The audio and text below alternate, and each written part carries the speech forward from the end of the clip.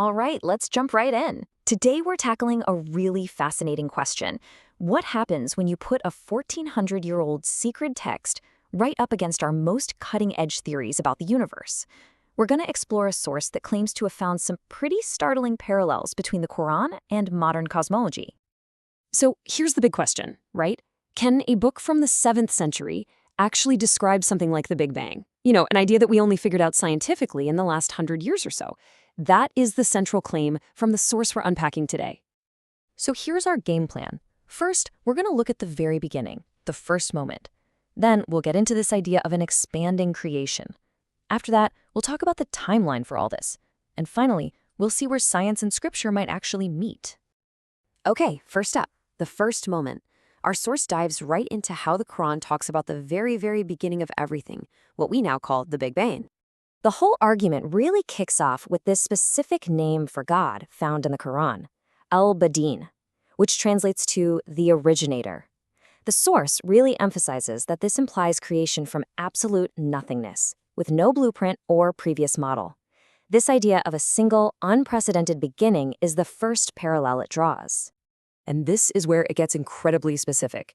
The source highlights this particular verse, which describes the heavens and the earth, basically the entire cosmos, as being a single joined entity that was then, split apart.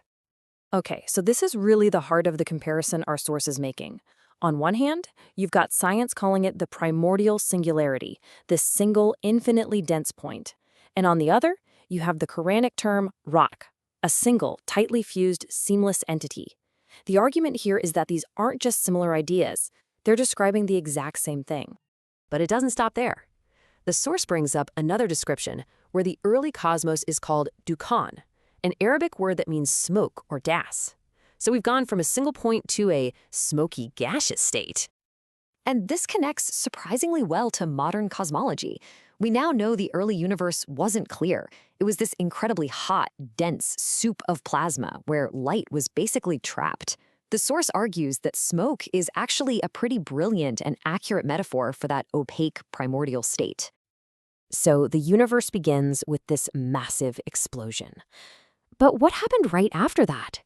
Well, now we're moving on to the universe in motion, this whole idea of an expanding creation. Now, our source points to this verse that seems, incredibly direct. And the heaven we constructed with strength, and indeed we are expanding it. It even highlights this specific Arabic term, which suggests this isn't a one-time thing, but a continuous, ongoing process of expansion. And it's this timeline that really makes you stop and think.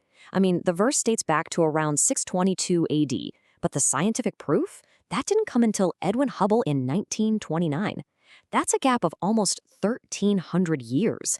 So a concept that is now a fundamental pillar of cosmology was, according to our source, written down more than 1,000 years before we could ever prove it. Okay, so the universe starts as a single point, and it's been expanding ever since.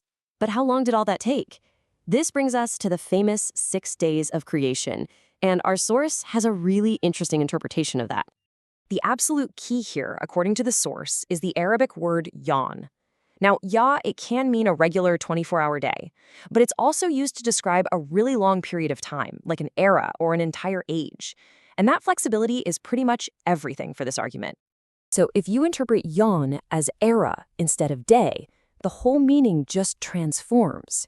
The 6 days of creation suddenly become 6 distinct cosmic ages, and that completely shifts the narrative from a literal meek to a timeline that feels much more in sync with the multi-billion-year story science tells us about the universe.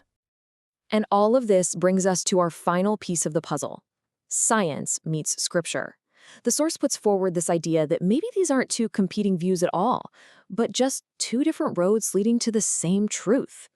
Let's just do a quick recap of the parallels our source has laid out.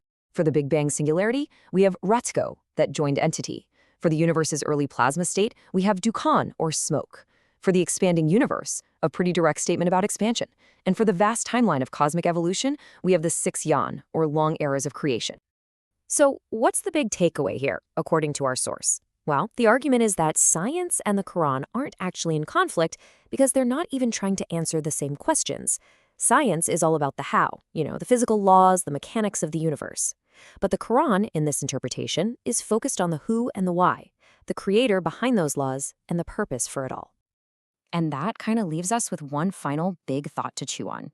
If science really is the how and faith is the why, then the real question isn't about which one is right, but where exactly do those two paths meet?